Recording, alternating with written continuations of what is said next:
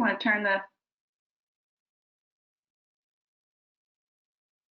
All right, so the broadcast is now live. Nancy, go ahead.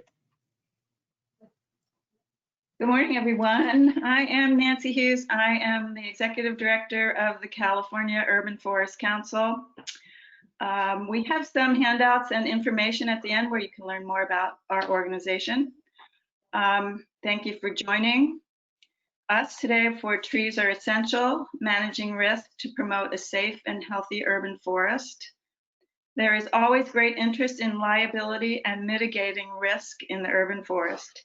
This webinar is an outgrowth of a grant we received from CAL FIRE, Urban Community Forestry Division, through the California Climate Initiative in partnership with West Coast Arborist. And our program is called City Forest Renewal.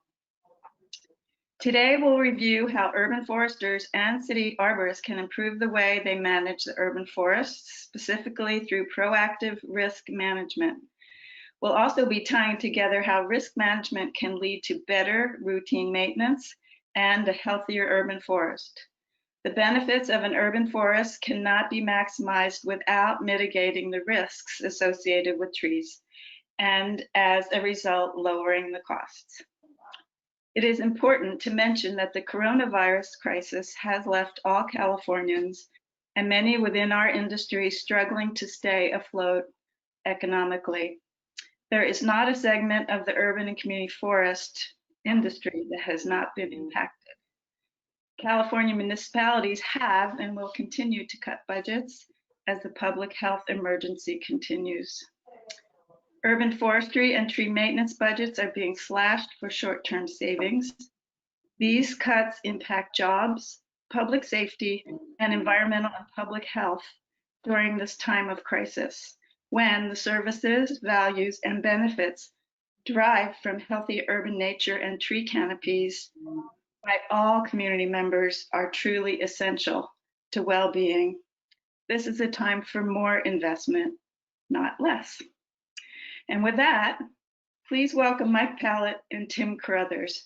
They are presenters today. Mike is the San Diego Area Regional Manager for West Coast Arborist, and Tim is the Plant Health Coordinator for West Coast Arborist as well. I'm sorry if I messed that up, Tim. So, gentlemen, take it away. Thank you, everyone, for being here. Thank you, Nancy. Appreciate the intro. So yeah, trees are essential. We'll be talking about a variety of topics today that will hopefully assist you folks who manage large tree populations, primarily for agencies. So go ahead and go to the first slide, David. All right, so like Nancy said, none of this would be possible without this grant, the City Forest Renewal Grant. Through this grant, some awesome things are taking place, including working on improving. We have 7 cities, at least for this specific grant, that we're targeting, improving the health of those urban forests, lowering the risks associated with them, looking at how they're planting trees. In addition, we're also looking at their documents and their procedures. Believe it or not, these documents become pretty outdated and antiquated if they're not used on a frequent basis or even looked at, or even people know they exist, which has been interesting. Enhanced municipal routine maintenance plans. So looking at those as part of this grant and coming up and helping to evaluate what's the optimal way to manage these given cities' urban forests. And again, like Nancy said, this was awarded to the California Urban Forest Council through CAL FIRE, and it was a Prop 68 grant. And this presentation is an outcome of that grant. So with that, let's go ahead and next slide. So we would love to do this in person. Unfortunately, the reality of COVID and coronavirus, I think probably several of you have already been doing some of these webinars or participated in webinars, so we're following suit here a little bit, but we'd like to try and have it be as interactive as possible. So we are gonna have some polls throughout this presentation and try and get a feel for the knowledge base of the people and interesting answers that people might come up with, and we'll survey the groups to see what kind of decision making is happening out there. So there'll be 4 polls total conducted throughout this webinar. You'll see it pop up on your screen, and we'll ask you to enter your answer, and we'll give it a few seconds, and then we'll be able to look and see the results of that. Also, there is questions. If you guys have questions, you can type them into the chat box, and we're looking to answer those at the end. So we'll make sure we cover any questions that you have. And then in addition, there will be a CEU offered at the end. We're going to ask you to take a survey, and then you'll fill in your CEU certification number and be able to receive that continuing education unit. It is for the arborists and certified tree workers. It's not like DPR credentials. So just to let you know that. So, okay, next slide. So the outcomes for today, our goal is to I gotta minimize something here. We want to try and encourage public agencies on ways to improve their urban forest programs, looking at how they manage risks with trees, the methods that they do that. Encourage comprehensive management and thinking long-term and reducing that risk in a long-term manner. And then with everything going on, really the benefits of urban forests, you really need to defend them and put them in the forefront based on everything with the reduced tax revenue of COVID. We're seeing a lot of agencies struggling with budgetary funding for trees. And if you're not out promoting the benefits of your trees, sometimes you're gonna be lost in, the line item of a budget. And, that single line out could be a significant cost to not only your urban forest, but to public safety as well. So we'll talk about a lot of that, but that is our webinar outcomes that we're looking for today. Next slide. So benefits of a proactive management approach. So, it's unfortunately a lot of the world is reactive. I know a lot of public agency people are tasked with doing way more than just trees. That is unfortunately the reality of doing this stuff. But ideally you can reduce the risks by getting ahead of it, thinking about your approach and making sure it's efficient instead of reactive. You've planned out, you had some forethought to it. You also track the work history, and work history is really, really important for a variety of reasons. That documentation, I know it could be cumbersome if it's a burden on staff to data enter that stuff, but at the end of the day, that documented work history record shows the due diligence of a public agency. If there is litigation, that's one of the first things they go to is when was the last time that tree was trimmed? When was the last time it was inspected? So making sure you have an efficient work approach that when you're managing your trees, you're also tracking that work history in a manageable way that's easy to go back and find that work history record. Versus the hopscotching. Sometimes when you have a management approach that's real reactive, you end up being that hopscotch type of maintenance. And then the tree that's right next to the other tree that you didn't trim, why didn't we trim that tree? And that work history record, it just looks weird. So being efficient, reducing the risk, reduce the number of tree failures, reduce the infrastructure conflicts, and at the end of the day, ideally keeping your urban forest program costs down, and being proactive is a great way to do that. Forethought, planning, organizing, efforts, coming up with lists of managing your trees is going to reduce the overall cost because you've transitioned from being reactive to being proactive. So, okay, so this will be our first survey. What is your level of risk experience, of tree risk experience? We don't know you folks, so we're asking the question, is it little to none, beginner, intermediate? Are you a track, tree risk assessment qualified, board certified master arborist? Who do we have on the line here today? So we'll give it a few seconds and see if we can get answers to that.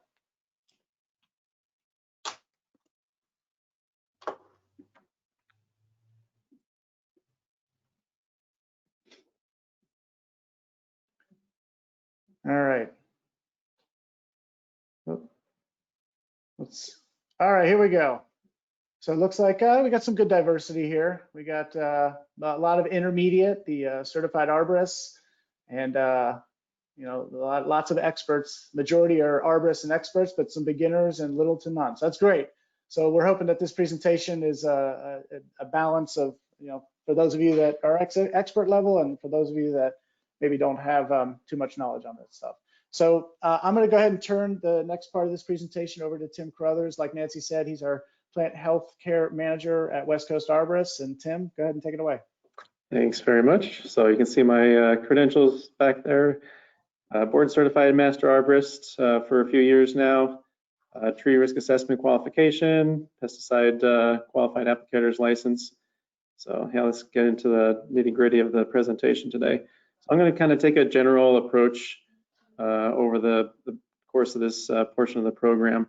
So I'll talk about tree inventory, tree risk assessments, what you should do, when you should do it. We'll have a couple polls in there to see what your feeling is about a couple of example trees and scenarios and things. So we're starting with the tree inventory right now. So as Mike mentioned, it's a good idea to have a tree inventory so that you can track your work history, track the data, what has been performed on trees. So having that tree inventory is critical. So what that amounts to is it's a record of the location, characteristics, and assessment of trees within a defined group. Basically you're looking to kind of change your operation from reactive to proactive once you have a tree inventory. You're also looking to increase your efficiency, so you're not shuffling through paperwork or files that are quite large of how many trees you have in the city and where they're located. An online inventory is the way to go. You can document your actions, you can document your work history as you're performing work on the trees condition, and we'll talk about some of those attributes that are included in a tree inventory. And you can justify your budgets as well, because if you can show how many trees you have in the city, what kind of conditions they're in, the recommended maintenance, all those type of factors, then you're able to go to your agency, to staff, and to decision makers and justify the work in the program that you have involved. Let's go to the next slide. So what makes a useful inventory? You can see on the right-hand side there's a list of attributes that are pretty commonly collected in tree inventories. So you got your physical location, that being the address, or if let's say it's in a park, the name of the park itself. Sometimes you might have wildland areas.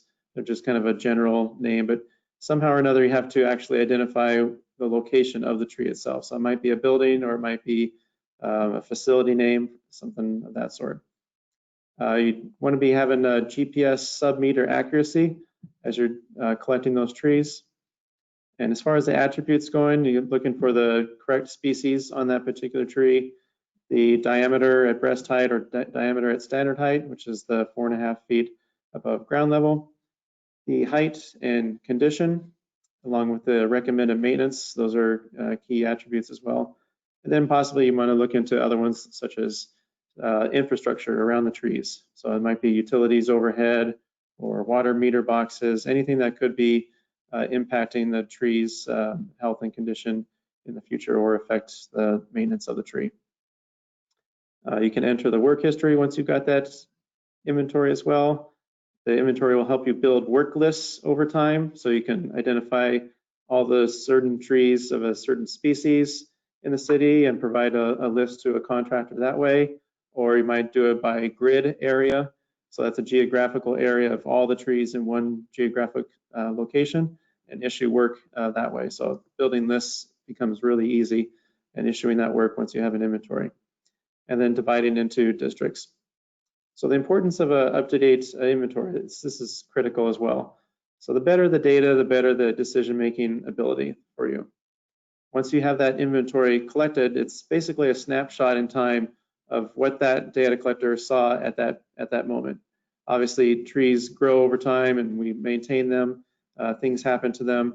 So that inventory is a snapshot and it needs to be updated. So as you're performing work on the trees, you can update that inventory. And then if you maybe doing inspections or assessments, evaluations of the tree, you'd want to update at that time as well. So it's constantly changing, keep that in mind. The industry standards, they recommend trees be inspected every 4 years, so that might be as part of your grid trimming or district trimming program. You might want to do it on a tree risk assessment at that same time with another certified arborist if it's different than the tree crew, but that's the basic recommendation. So tree inventory updates. So there's different ways to do it. It's generally recommended, if possible, to capture that data with images. Some mobile applications will allow you to do that, update the tree inventory, the condition, the health of the tree, the size of it, and take a picture so you can have that work history and track the tree health and condition over time. So do that regularly. Don't let the inventory just sit there and get old and not be used. It's meant to be useful information. It's only useful if it's updated regularly. You can store reports in your inventory as well. Review that data regularly based on your goals and guidelines. So keep in mind what those goals are. If there might be notes in your ordinances or urban forest master plan that says how often you perform those inventory updates or inspections. So take a look at that. And then utilize the data to plan your work and set budgets accordingly. So this is our first scenario survey of the presentation. So you can see in the image right there, the larger image, the coast live oak tree on a slope next to a city street. So here's the scenario. The city's approved a home remodel and a site re-landscaping plan that didn't include any industry standards or specifications for protecting that coast live oak, which is on the city right-of-way. So it's a city maintained tree. The tree started to decline in health after the construction started, appeared to be impacted by the retaining wall construction, the irrigation being shut off, the construction, the regrading, maybe cut roots. So as mitigation, you being the arborist, the residential contractor was told to fertilize the tree multiple times and set up an irrigation system. But what would you do now that the tree looks like it's been affected? You can see in the smaller photo there, the tree is losing its foliage. So can you show that the questions there? So we got different options for you. So require that the contractor remove the tree and replant would maybe be one of your options. You could prefer to wait and see because the planning department allowed that construction work to happen on the tree. Maybe you'd perform a tree risk assessment of different levels. Perhaps you'd take lab samples, find out what's going on with the tree, or if there's problems in the soil perhaps, or maybe you do both C and D there. So take a minute or two, or maybe not a minute, but kind of choose your selection there, what you think you would do before we start talking about various ways to manage your urban forest.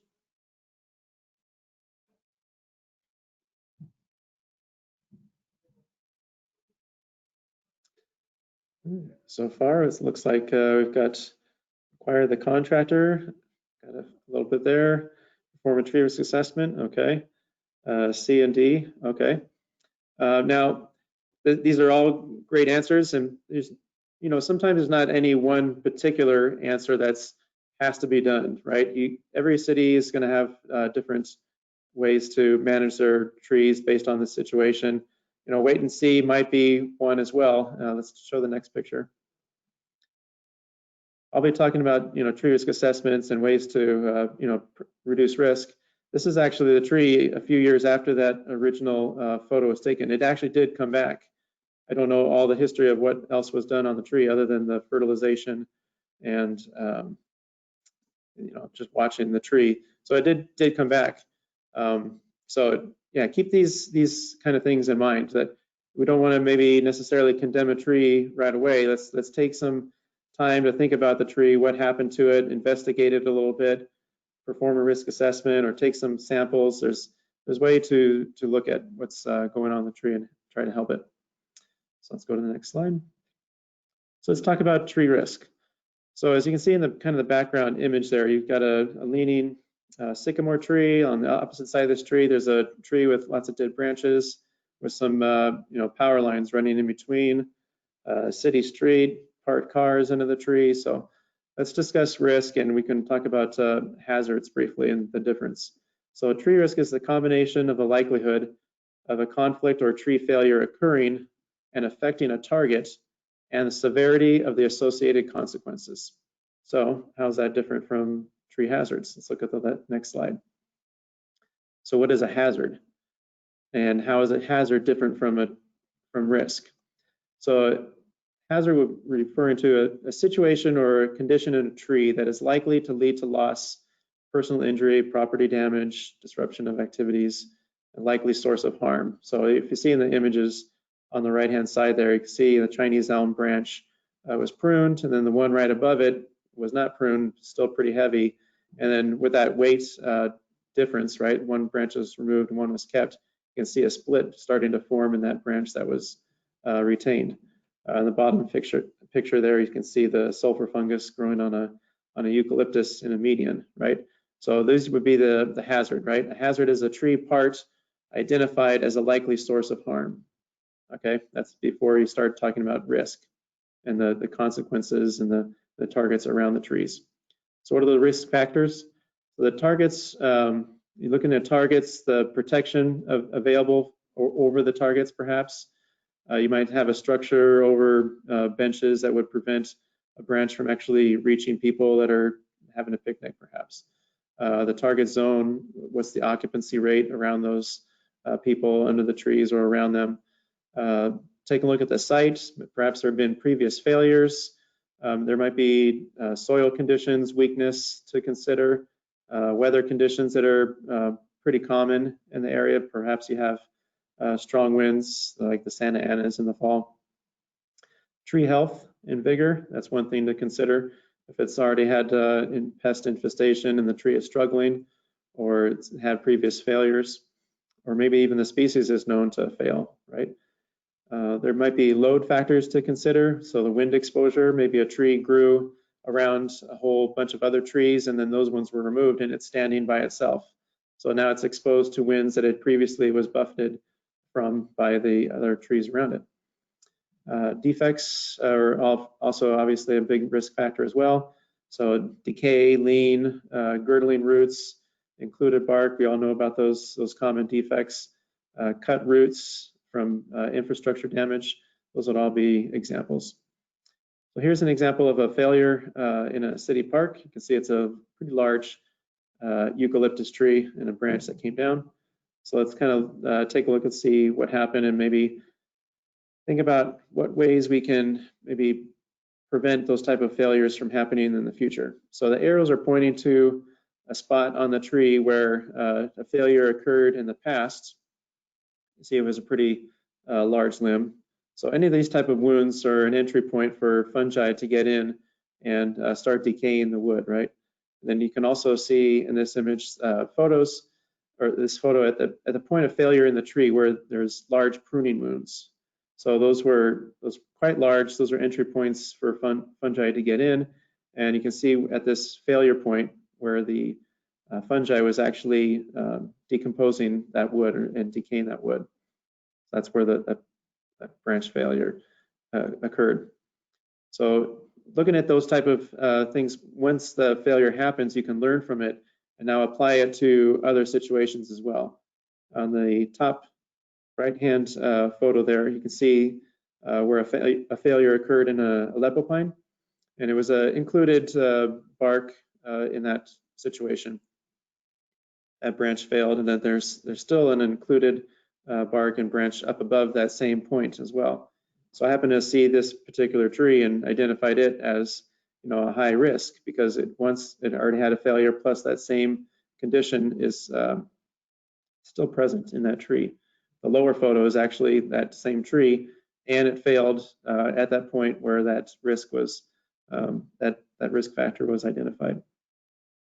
So the goals of the tree inspections then, you'd want to gather the information on the tree health, the tree condition, and the tree structure. Document the items of concern for follow-up. Identify hazards before they cause harm, and identify trends and you know, the consistent challenges that you face with your individual forests. Now, talking about the inspection cycles in themselves. So inspections may or may not be risk assessments. It really depends on the assignment and the goal that you're looking for in that assignment. There's no, you know, one-size-fits-all answer to routine inspection cycle because every community is different. The urban forests themselves are unique. Some cities and agencies are going to have a preponderance of one particular species. Others are very diverse because they planned it that way. So there isn't one, you know, one-size-fits-all answer to it, but you have to really know your forest and know what you have in your inventory. Let's go to your next slide. So routine inspection considerations. So these are the kind of questions you should ask yourselves and of your staff, and maybe even the public as well in your tree committees and things. So which trees should be inspected? How often should they be inspected? How often inspections are going to be allowed because of your resources? You know, sometimes your budgets change and you have to kind of make a choice of where do I spend the money. Are the inspectors qualified to perform that inspection, right? So you ideally want a certified arborist and preferably a tree risk assessment qualification person to do that. Are there management plans, policies, guidelines, manuals, ordinances that already specify that? So you may be able to look in those documents and see if that's already been specified and you just follow that recommendation. If there is none, then maybe that's something for you to consider in future updates of those particular documents. And then decide, how is the inspection going to be documented? Is it going to be utilizing the inventory and tracking it through that work history and uploading it pictures to the site of that particular tree, or are you going to do it paper-based? You have to make that decision.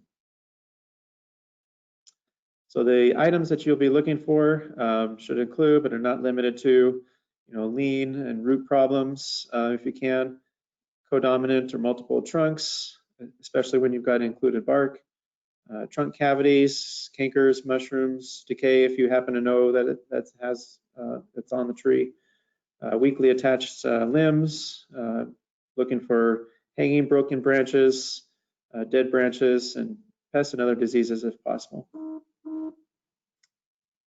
So how do we actually assess risk on trees? So there's 3 levels of risk assessment based on the American National Standards Institute, A300 standards, and the ISA best management practices. So let's take a look at each one individually and briefly kind of discuss what's involved. So the first level would be level 1, limited visual assessment. So that's a assessment conducted by a specified perspective. So either drive-by or walk-by or utilizing, you know, aerial drones. You have to specify what's the perspective, and it's typically just done from one perspective. You're looking to identify obvious defects or specified conditions on trees with imminent or probable likelihood of failure. So the risk rating in a level 1 is optional. You could do it or you might not. The level 1, it's noted in the ISA best management practices that level 1 may not be adequate to provide risk mitigation options or assign a risk rating. That typically comes from a level 2 or a level 3 inspection. Go back to the previous slide if you don't mind. So if you see there in the median, you've got some Canary Island pine trees. Some are pretty dark green, but then there's another one kind of left center that looks a little off color, right? It looks a little bit yellow. So maybe in your level 1 risk assessment, you'd be looking for obvious defects of concern, and you don't see any obvious defects, but this tree doesn't look right. So maybe that's in your specification as well, that as part of the level one risk assessment, you're looking for trees that need follow-up as well. You need to go back and look at them and take a harder look, maybe do a higher level risk assessment on them. So that's where the level 2 comes in, which is the next slide. So level 2 basic assessments. So there are detailed visual assessments and on the tree and the surrounding site. It's basically a synthesis of the information collected about what's around the tree and what's happening with the tree. Ground-based inspection, completely around the tree from basically the buttress roots up into the branches and the crown of the tree. You're considering the crown shape and the surroundings of the tree. It's usually using simple tools such as diameter tape, clinometer, binoculars, magnifying glass, all those type of items that certified arborists should have in their truck or vehicle when they're performing inspections. So this photo right here in this image here, that's the yellowing Canary Island pine tree that I pointed out in the previous slide. So that tree was actually starting to decline. You can see the roots are nearly gone. It had a circling root maybe at one point, and they never really established. It's kind of surprising it got to the size that it did, but it did fail in a storm. It kind of just twisted and went over. So looking for those type of trees in a level 1 might lead to this level 2 where you can look a little harder at the tree, maybe perform a foliage sample, soil sample, maybe even go to the next level, which would be level 3, and perform a root crown excavation, kind of look underground a little bit and see what's going on, see if you can find some defects. So that's the next slide, is level 3. So level 3s are advanced assessments, and these are basically to provide detailed information about specific tree parts, right? So you're looking to use specialized equipment and data collection, analysis, and specific expertise about this defect or concern on a tree. It's going to provide information that makes the difference between maybe a tree branch or removal, or the whole tree, right? Might get some retention mitigation recommendations out of it because you've got some detailed information that you can provide to the public. The controlling authority ultimately considers the value of the tree, the consequences of the failure, and the time and expense required for this level of assessment. So you're not going to use it for every tree in the city, but you're going to look specifically at trees with maybe targets around them, high occupancy rate, obvious defects that maybe are not going to be correctable. So all the technologies involve some sort of uncertainty, right? So the limitations in this level of assessment include the accuracy of the measurement, make sure it's calibrated, how well the sampling represents the condition of the tree, and how well the data is interpreted. Let's go to the next slide. So there's multiple tools for level 3 tree risk assessments. One of them happens to be sonic tomography. This is one tool. You've probably seen it in publications. So this involves using sensors placed on a tree, and by tapping on the sensors, the sound travels through the wood of the tree, and the sensors will measure the time it takes to go from one sensor and be picked up by the sensors around the base of the tree. And you'll get a readout, which is the next slide.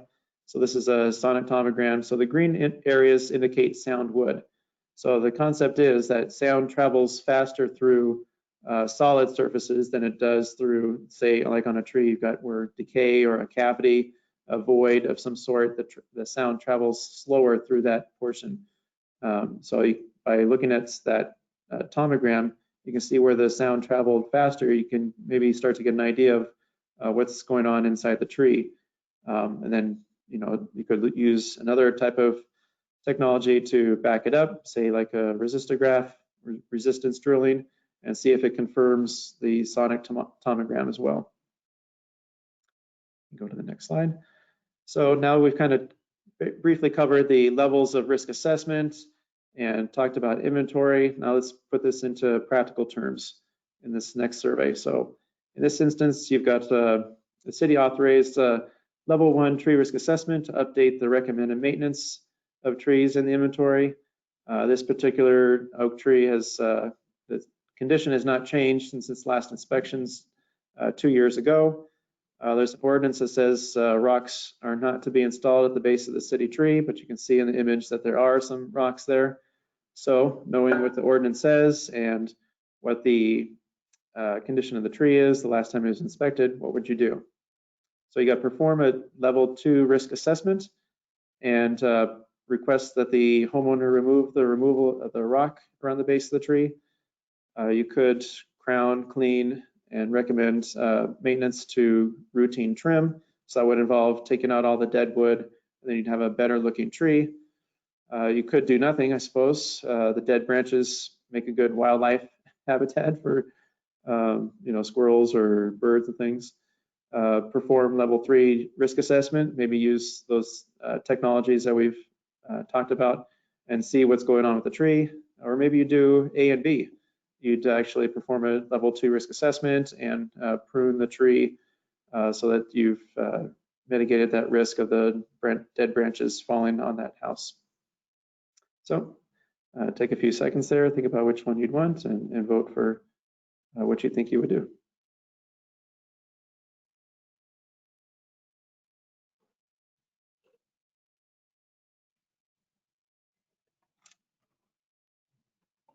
All right, so it looks like we've got a whole bunch that would say A and B. That's a good course of action. Doesn't look like anybody's going to do nothing. All right, then perform level 3 risk assessment. Okay, Very good. Let's go to the next slide. Now that we've kind of talked about the different things that you can do to mitigate risk, I would highly encourage everybody to really consider, if you're a certified arborist and you have not already gotten this tree risk assessment, to please do so. It's a great qualification. So it allows you to be, really proficient with the fundamentals of limited visual assessments and basic tree risk assessments. You'll learn how to use the form and look at trees in a whole different light. It helps you understand the principles of advanced diagnostic techniques for assessing tree risk, like in the level 3. It's going to give you information to really gather what the information that you need to manage your urban forest, assess tree risk, and make reasoned judgments. That's not something just made up, right? You're actually going through a form and using the latest technology and information available to you in the industry. Let's go to the next slide. So recommended maintenance. Once that risk is assessed and identified and discussed, with staff, then, talking about enhanced inspections of the tree, perhaps, talking about the mitigation, what you're going to do. It might involve removing the tree, perhaps. So let's go through each of those kind of ideas. So enhancing inspection cycle. So these would be trees that you identified as maybe low risk or moderate risk, but you want to look at them more often. So you're going to discuss with your arborist or the tree contractor to determine the course of action when you're actually going to do these inspections in the future, how often. You can put them on a tree inspection work order list, and then decide on the level of risk assessment that you're going to do going forward. So high risk trees may need more frequent inspection cycle than just what your grid pruning is. And you want to track those inspections over time by using a calendar reminder. So set up a calendar reminder on your Outlook or other device or application to remind you when to go out to those trees. So mitigating the cause of risk. So that might involve pruning the tree to reduce the risk itself, maybe from overweight branches or balancing the tree perhaps of some sort because it had a previous failure. Just basically modifying the canopy to what your site conditions require. So tree cabling and bracing might be another one, adding structural supports to the tree, not commonly seen, but it might be required for a high value tree or where occupancy is high. Or there might be plant health care treatments that you can do right to the soil or to the tree itself. Maybe there's a pest problem. Next one. So here's an example of a mitigation measure at Deodar Cedar in a city park. So it's got high community value. They light it up at Christmas time, transplanted to the suitable site. So it actually was transplanted at this mature size, as you can see there. So they ended up cabling to ensure the structural integrity of the tree in certain spots. There were soil injections done when it was discovered that there was fungi in the soil. So these are your mitigation techniques and options that are available to you. Next slide. So sometimes you can, treat the tree or perform other things to it. Other times it's going to have to be removed. So, there are different reasons to remove a tree. It might be dead, diseased, poor structure. Perhaps the targets around the tree cannot be moved because they're fixed, or, like you have a school situation where children use the sidewalk quite often. Overhead spacing might be one of them. Tree spacing is another, where you've got a lot of trees in competition with each other. Or perhaps it wasn't even a city planted tree to begin with. It was a seedling or a volunteer that just came up or where it was growing. The key thing is to be responsive. Once you've got that tree risk done, that assessment has been performed, and you've decided on the mitigation, then be responsive, right? Because slow response time may mean a greater chance of failure and exposure to, to claims. People might be injured. So there's other considerations. So mitigate the risk at the next grid pruning. You might be able to wait until that time if it's low risk, or maybe you need to do it right away. What effect will the limb removal have on the tree structure, right? So in this photo example here, you can see a limb that's damaged by shot hole borer. It's highly infested. And if you know anything about that, those particular limbs could be a source of failure point in the tree. So how would that limb removal affect the balance or the structure of the tree if you were to do that? Are there defects in the tree that need to be mitigated at the same time? So they're looking at the whole tree, not just one particular defect. Is there other things that you could do on the tree at the same time that would make benefit and reduce risk? Next slide. So here's our last scenario. So the resident is having a party and goes to hang a piñata from the tree and reports this shear plane crack in the Chinese elm limb. As you can see on the far left-hand side, there is actually a brace that goes in between the main leader of the tree and that particular limb right there. And you can also see a previous, maybe a branch failure or a limb was pruned right there. It is starting to callus over on the left-hand side. So no voting on this particular scenario, but just something to keep in mind as far as mitigation. Maybe you would, perform an aerial inspection of that crack, from a boom truck. You kind of probe it, see what's actually going on instead of just looking from the ground. So perhaps you'd want to install additional support on that tree once you actually got up and looked at that. Or maybe you'd call out the emergency crew for immediate limb removal. Or caution tape the front yard to restrict access to the target zone until more competent authorities could make a determination if you were not competent yourself or don't have that tree risk assessment qualification. So let's go to the next slide.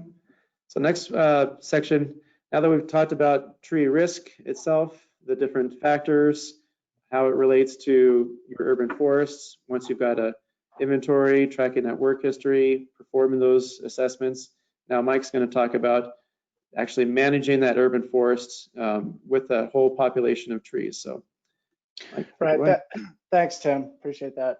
There's a saying like, at the end of the day, how do we get more 1,000-year-old trees? Really, when you think of the urban forest, there's not too many of those around. At the end of the day, if you don't remove them, then you get 1,000-year-old trees. So part of the way of doing that is to try and prevent the risks associated with those trees, including starting out the right way with the right tree in the right place, implementing the appropriate pruning, whatever pruning type you're going to be doing, and then thinking in a cyclical scale how you manage your trees versus the onesie twosie, coming up with a routine program. So go ahead, next slide. So I'll start with the right tree in the right place. There's a lot of decisions that I think those of you that manage large tree populations, there's a lot of poor decisions that were made that you're now dealing with, causing all sorts of problems. So ideally, the forethought of thinking about those trees before they go in the ground and what the repercussions are going to be of those, maximizing those benefits, reducing those tree costs, thinking about what they're going to look like at maturity, the growth requirements for those trees, overhead spacing, climate conditions, watering needs. Diversity is a really, really big deal. There used to be this mentality that we have to have, we have the street, we have Oak Street, so every tree along that street has to be an oak, or we have Ash Avenue, every tree has to be an ash. But the problem with that is you create a corridor for pests to hop along and potentially wipe those streets out. So that diversity is not just the entire city, but the individual street level is a consideration.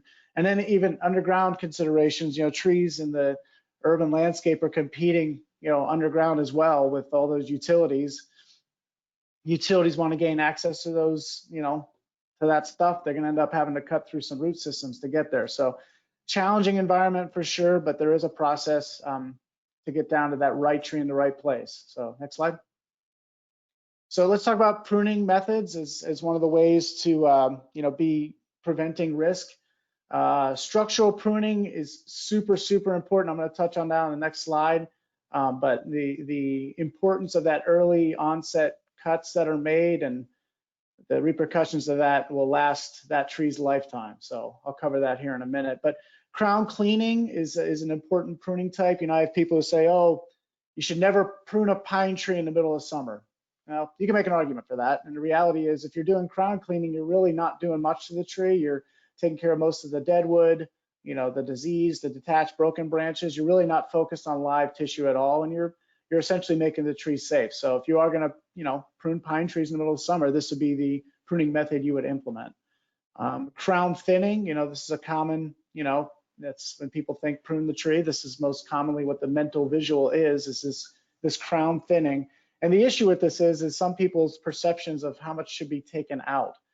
There's been studies on the biological reaction of trees, and some people think, oh, more is better. I can't afford to trim that tree once every 10 years, so hit it hard. Well, the reality is that that's a waste of money, because biologically that tree is going to go into starvation mode. The leaves are the food factories of the tree. It'll then produce more leaves than what was the desired outcome, and that trim cycle is now reduced even greater than what the original plan was. So you're trying to say every 10 years, now you're at maybe every year or every 2 years. So pruning no more than 25% reduces that biological reaction and sustains the prune even longer. But obviously it's strategic cuts that need to be made to achieve that 25%. Another pruning method is crown raising. Obviously in an urban environment, we have vertical clearances we need to be concerned with. Typically in cities, 14 feet over the street, 9 feet over the sidewalk. In business districts, everybody wants to see their signs.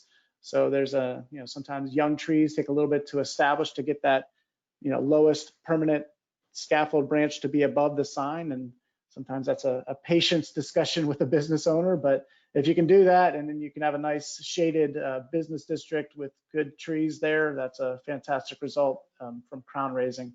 Crown restoration, tree gets broken out or was topped for some reason. It's that process of recovering that canopy, proper cuts doing that. Crown reduction, sometimes these trees and weight reduction needs to take place. So, pruning back to lateral branches that are at least 1/3 the size of the parent branch. And then there's utility pruning, which again, there's a requirement. The public utilities out here in California have requirements to make sure that they achieve certain clearance goals to sustain long-term distance away from power lines. So that's a task unto itself. So next slide.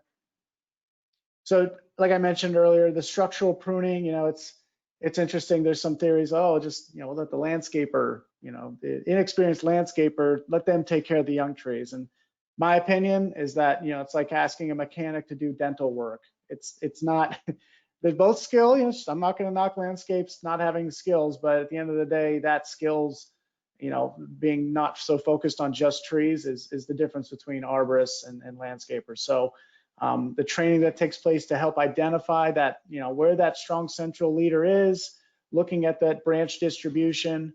Ideally in urban forestry, we have, straight trunk trees with subordinate size branches, attached to the tree. So pruning with that as your goal is important. So think about the spacing, looking at those, branch attachments, the angles of those branches. I know Tim mentioned some of the co-dominant stem scenarios that can split. Well, realistically, you can see in this picture, these people don't have chainsaws. They're out there with pole pruners. They're making little small cuts, little strategic cuts that are going to save significant money later on, because these things are being addressed now when they're really small. So it's way less time, way less money, way less effort to really set this tree up for success. So really important to do that. Reduce the number of tree failures, and again, thinking about that long-term costs. Doing good structural pruning early on saves a ton of headaches and a ton of problems later that can be addressed for a lot less. Next slide. Routine trim cycles are really important. Coming up with a pattern. Some people are like, oh, you should do it by species. Well, yeah, realistically, there's going to be a rationale for somebody's claim that says, oh, you skipped this tree, because you were doing some other fashion outside of this routine trim cycle that made better sense to not be selecting species. So, we're seeing the industry shift towards doing just wholesale maintenance, systematic. It reduces the need for emergency maintenance. You're basically designating your agency into, zones and coming up with a schedule. And I have agencies I know that could tell you when a tree is going to be trimmed in 2030. It's easy to come up with a strategy once you divide it up and come up with a good system proactively. But it prevents that liability, improves the urban forest health, and really helps to bring up that real value over the long term. Next slide. So other benefits, like I said, scheduling allows you to think long term, allows you to be more efficient in your planning of your resources and your budgets.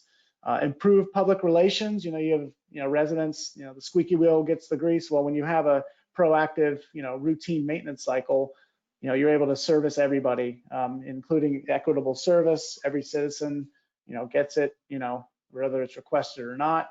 Preventative maintenance. So while that pruning activity is taking place, we are doing mitigative work.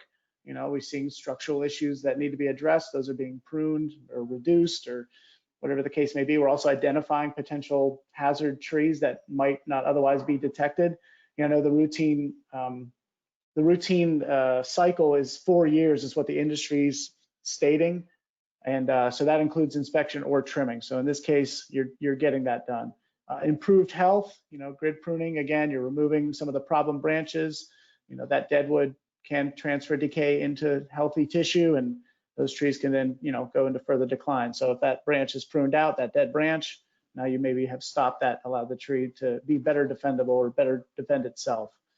Maintaining capital, at the end of the day, the cumulative value of an urban forest is, I would bet a lot of money, is probably the largest single asset in pretty much every agency. So looking at that from that lens and understanding this is a capital asset is a good, is a good thing to do. Reduce liability. Obviously, there's a lot of tons hanging in the sky that could potentially fall on people, cars, objects below. So it's something that requires reducing the liability of it. So maintenance helps to do that. And then obviously at the end of the day, recording, record keeping is important. Documentation, when things occurred, and keeping up with that trim cycle. Next slide. So when you're doing, this proactive way of doing things, you're out there reducing the risk, you're doing the maintenance activities, you're essentially having a better management program, and in return, the benefits are maximized. That's the ideal goal, is you have a good, healthy urban forest that is returning that investment, and then you can use that, proof of those benefits to leverage funding, which then can return it back to reducing the risk. So it is kind of a cycle that requires people to be vocal.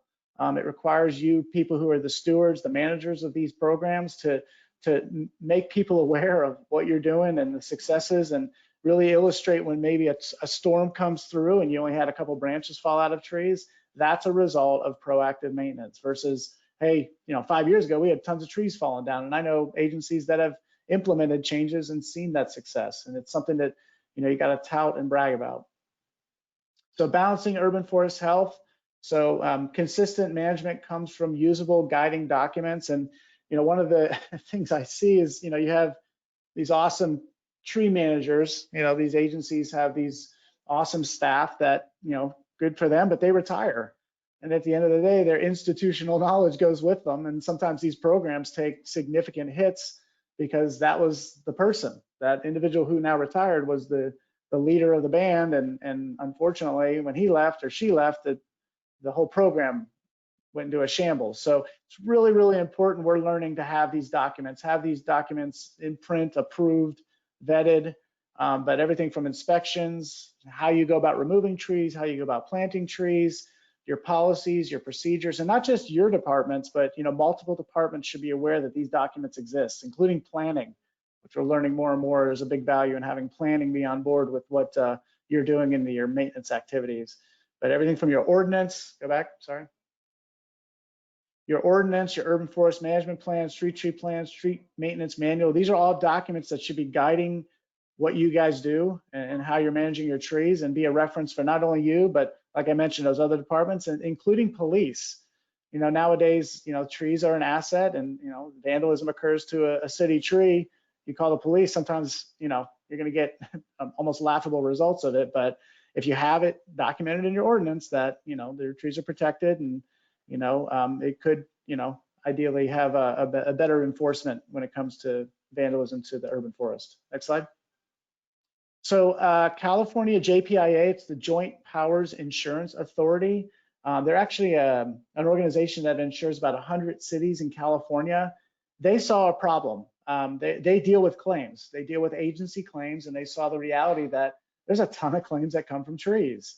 And realistically, what are these cities doing about it? What are their, technically their customers who use their insurance? What are they doing to institute changes? And so they realized that there was something missing. So they actually came up with a policy template that they shared with cities.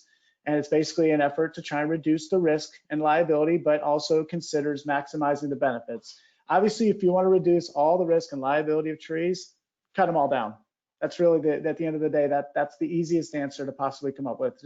Let's just not have an urban forest. Well, realistically, that's not ideal. We want to maximize those benefits, and this is a good comprehensive document that covers that. And it does talk about the 4-year, inspection / pruning cycle, and how you go about inspecting your trees, how you go about documenting them. Just a really good usable tool for public agencies that they've produced, and we did get permissions to share this with this group, that this is a good document that's out there that is produced for that purpose. Next slide. So return on your investment, it's interesting. You buy a brand new, car, brand new, Porsche or whatever. You drive it off the parking lot and literally you probably lose 10 grand, in immediate depreciation. Cool thing about trees, and it's something that, everybody should brag about, is, this tree got planted today, and then, 5, 10, 20 years from now, it just continually increases in asset value. So understanding that and making that part of your elevator speech when it comes to talking about trees is important. Understand that, when they're properly maintained, they're going to increase in value. There's a lot of agency goals that are being put out nowadays, including climate action plan goals. And trees are like the perfect answer. They sequester carbon. They do all these awesome things that fall right into these agency goals. So it's good to make sure that if you're managing the trees, you're in that conversation to help, use that as leverage and ammunition to defend your program. But greenhouse gas emissions, ecosystem goals, general plan goals, conservation, environmental justice. There's studies that show that, tree-lined communities have reduced crime rates. Well, with everything going on these days, that's probably a good thing, a good stat to have for consideration. So those urban forest benefits continue to be researched and studied. Go back, sorry. Looking at that picture on the right there, the benefits, the return on those benefits, understanding that, air quality, aesthetics has a value, energy savings, carbon dioxide reduction, stormwater, all those things are significant benefits of the urban forests. And, there's lots of departments and agencies that should be aware of that if they're not already. Okay, next slide. Trees pay us back. So we actually took this slide from, it's the Trees in Our Forests presentation put together by the Center for Urban Forest Research. And they studied just, 100 random trees and came up with statistics on them. So 100 trees over 40 years, it does cost money to maintain them. So it's, they calculate it's $101 to maintain, or $101,000 to maintain 100 trees over 40 years. And that includes planting, pruning, removal, disposal, pest, disease irrigation, cleanup, sidewalk repair, legal administration. So these are all parts of the expenses. And then the benefits are pretty incredible. So there's, energy, air quality, stormwater mitigation, public health, real estate value. So those benefits equal $261,000 for 100 trees over 40 years. Huge payoff, $160,000 over 40 years. And that's just 100 trees. So an entire urban forest is going to be pretty significant. So go ahead, next slide.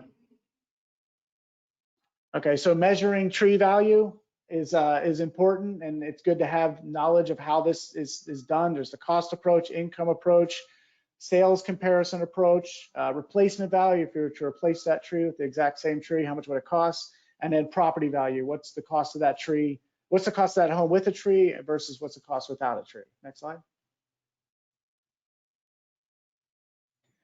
There's tools out there, inventory programs can calculate it. And it's interesting when you look at the entire value of an urban forest. In this case, you have 33,000 trees worth $144 million.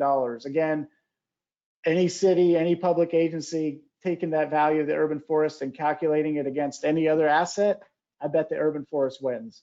So it's interesting to know, and it'd be interesting if you don't know your city's urban forest value, you should look into it and use that as a resource to defend your budgets. Okay, next slide. Working with city tree boards and residents, some agencies are pretty closed doors because they've maybe been burned by some of the crazy people when it comes to trees. Trees invoke passion like nothing else. So it's important to understand that ideally we don't want to dodge the public. You should really try and engage the public, and especially more and more with the realities of budget cuts, it's so important to have them be the advocates. You might not be able to say it yourself. you might not be able to go to a city council meeting and say, hey, this budget cut you're looking at is dangerous. It's great to have others speak on your behalf. They can act as community liaisons, understand the overall community needs, but in order to get to that, they need to be shared with. You need to share that information with them so that they can become, a resource to you. Add one more thing there. Go back. Providing opportunities for public to review and comment. So again, Facebook, social media, there's lots of opportunities to start to engage the public on your urban forest activities. And nowadays, it's just becoming more and more important to do that. Next slide. Case study real quick here. So City of Encinitas, I actually run San Diego territory, so I'm real familiar with the City of Encinitas. A few years ago, they went through some public outcry for some trees that were going to be removed, and City Council got motivated and instituted some significant changes, including creating an urban forest subcommittee, which became like their tree board, updated their policies, made them more current, made them more diverse, adjusted their trim cycles significantly, came up with protocols on how to plant, when to remove, planned healthcare treatments for pest invasions, and even how to deal with sidewalk and route management. So it's pretty proactive, a really good program that they instituted. And it was really driven by the public because of an outcry of a tree issue. So next slide.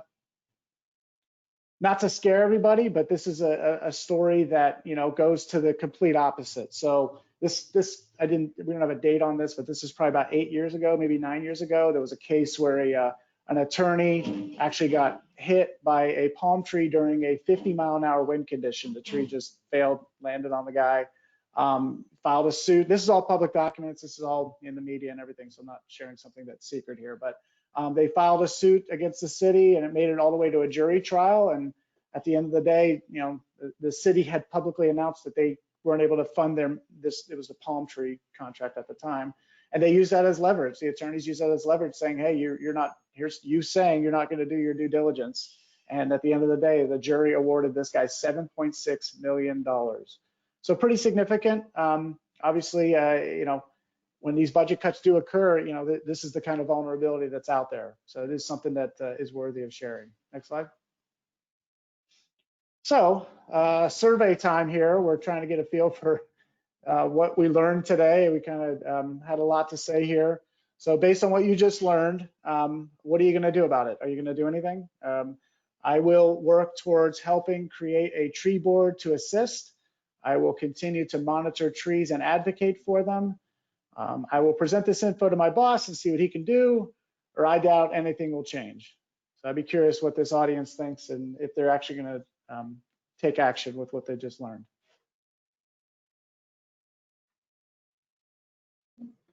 Okay, and while people are still answering this final poll, we do have about, I would say, 7 to 9 questions that we'll be answering, but it is 11 o'clock and this concludes the content for the webinar. So I'll keep Mike and Tim around for those questions, and if anyone's interested in hearing those and getting those answered, we'll be doing that just after we show these poll results. Awesome. Okay. All right. I'm glad to see a little bit of a tick on the creating a tree board. I know that some people get iffy on that, but there is a benefit to having those folks speak for you. So just my 2 cents on that. But thank you for the survey. You want to pull up questions, David, or you want to read them? Oh, just real quick. Thank you for those of you that can't hang on. Thank you for joining. There will be a survey once this is done for you to fill in, and you'll be able to get your CEU. You'll have to fill in your ISA certification number for that CEU. But thank you all for attending. If you have any other follow-up questions, you can email David Panetta. He's the voice that you're hearing, dpanetta@wcainc.com. So with that, you want to pull up questions, David? Yeah, so I'll go in order. The first one is, what is the key determination of inclusive bark failure? 75% of girth size or angle of attachment based on the latest ISA standards? I'll chime in a little bit on that. I mean, for us, there's so many trees with codominant stems that, you'd be eliminating a lot of trees pretty easily. And Tim, maybe you could speak to this too, but I'd say if it's actively splitting, you see ooze coming out of it, you see an active crack seam that runs really far down the trunk, I'd maybe be more apt to pull the trigger on that. But Tim, what are your thoughts? There is no ANSI standard based on percentage of included bark. I've never seen anything like that. In fact, I've got the ANSI standard tree risk assessment right here, and there's nothing in there about that. I've also got the ISA best management practices book right here, tree risk assessment. I don't see any percentage in there as well. I did look in the track manual. There's no percentage in there. However, there's a paragraph, page 106. So this is getting to tree risk assessment terminology here. So it says for many species, failure of codominant stems with included bark may be considered possible to probable within 3-year time frame if there's significant decay or near the union of the branch, like I showed you in that example of the eucalyptus tree that had the branch failure. So that would be increasing the likelihood of failure to probable or imminent, right? So that's kind of how you want to approach it. You're looking at the branch itself, the attachment, any condition of the tree, decay around that point. That would affect the likelihood of failure of that branch. But there's nothing specific in the standards or best management practices as far as percentage. All right, next question. Where is the ISA repository standards that used and coded by certified arborists? I think it's those documents that you just showed. Yeah, so it sounds like we're kind of confusing, terminology here. So remember, ANSI standards, that's American National Standards Institute. And that's the document produced by TCIA and ANSI committee. So that's the standards. Then you got your best management practices. That's from ISA. Okay, so we kind of keep those separate. You got best management practices and ANSI standards. So there are no ISA standards. This is best management practices. So let's try to keep those two terminologies separate there. But Okay. Those would be your documents that you're looking for. All right, sounds good. Next question. How are difference of opinion reconciled from and ISA standard and Davy research data to textbook data by Dr. Richard Harris, tomography, radar effectiveness as one example? Well, I haven't seen the Davy data that they're referring to, so I couldn't comment on that. Yeah, I haven't either. Okay. Okay, we'll follow up on that one.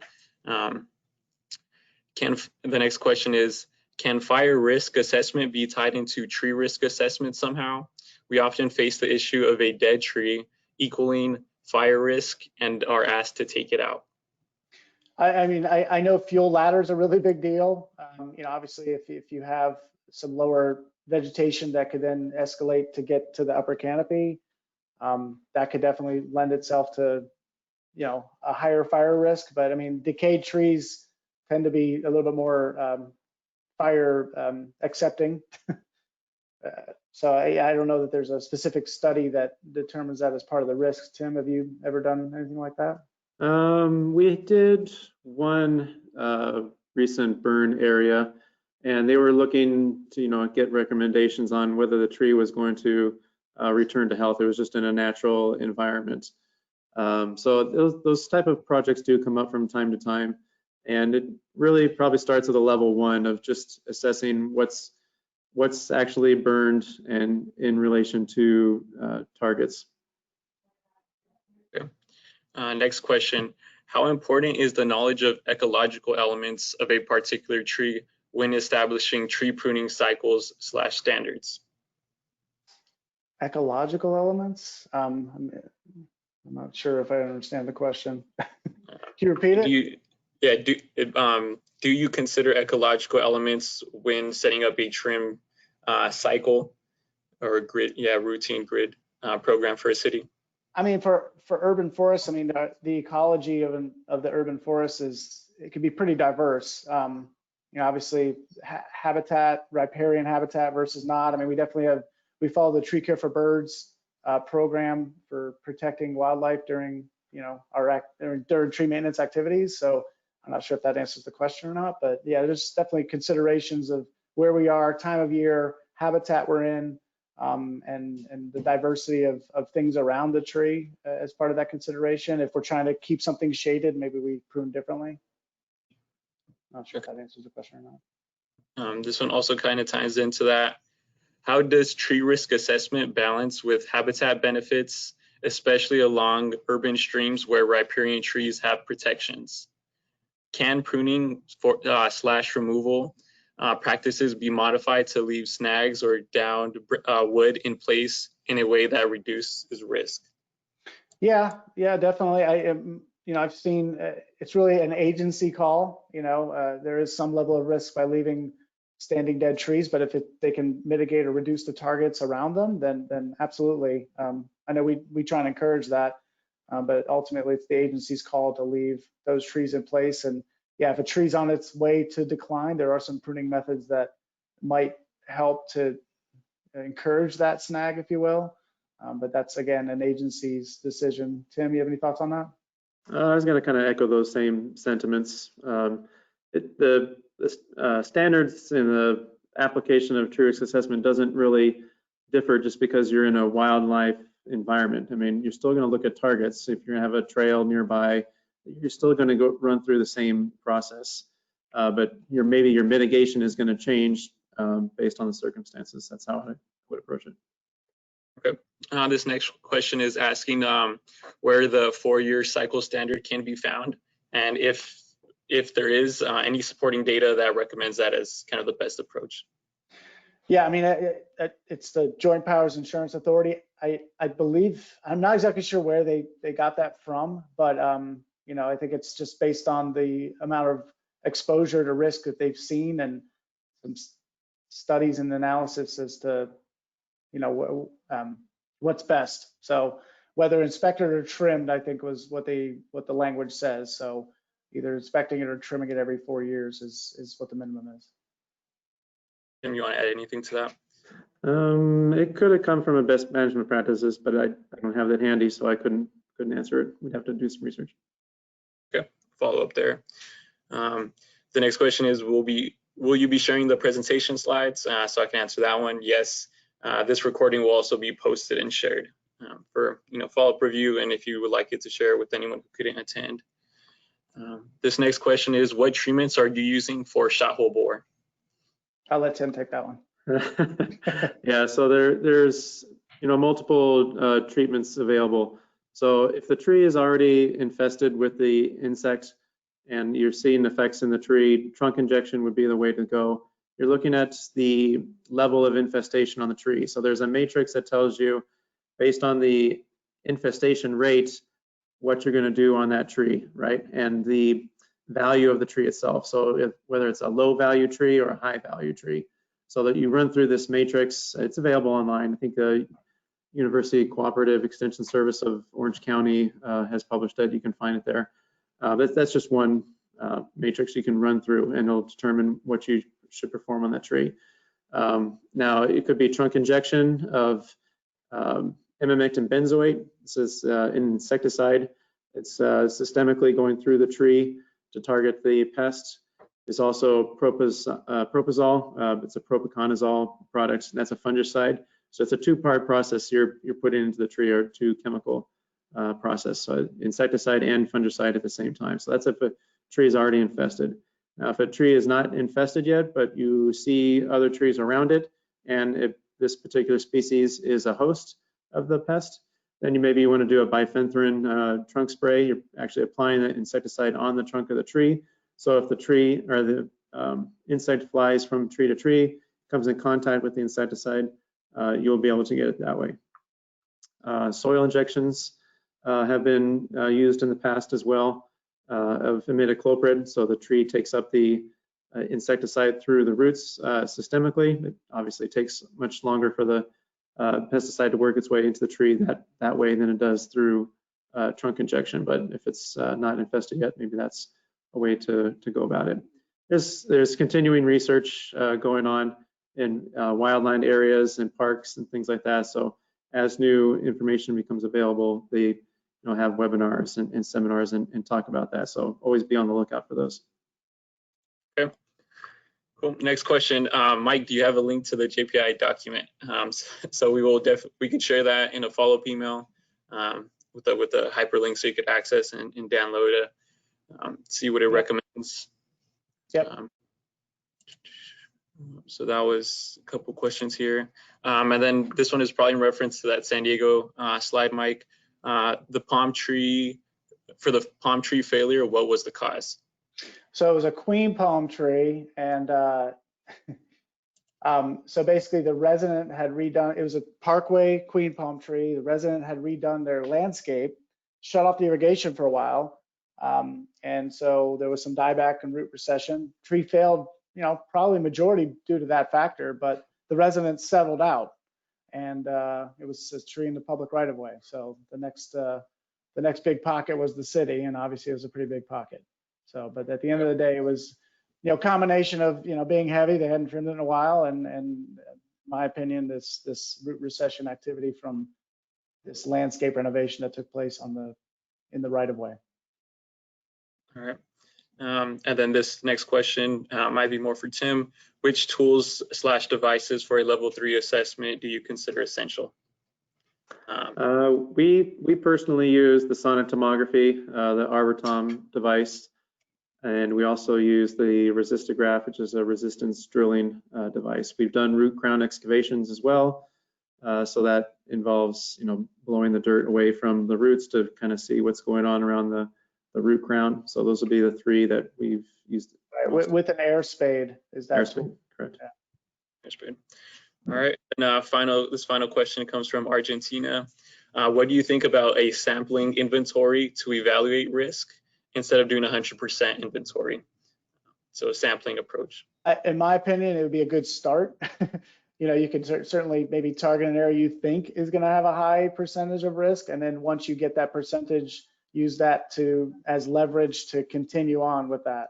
That may be a good way to approach it, but I would definitely start in an area that, if you're going to do a sampling, do a little cursory drive around windshield survey to target the area that you think is of the most need, to then define what your threshold percentage is, and that might induce a reaction to get the other areas evaluated. Okay. So that wraps up questions.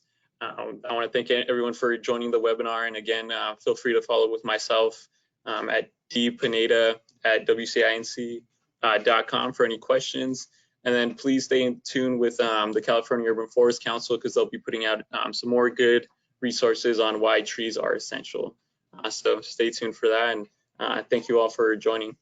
Yeah, thank you, everybody. Thank you. Have a good day.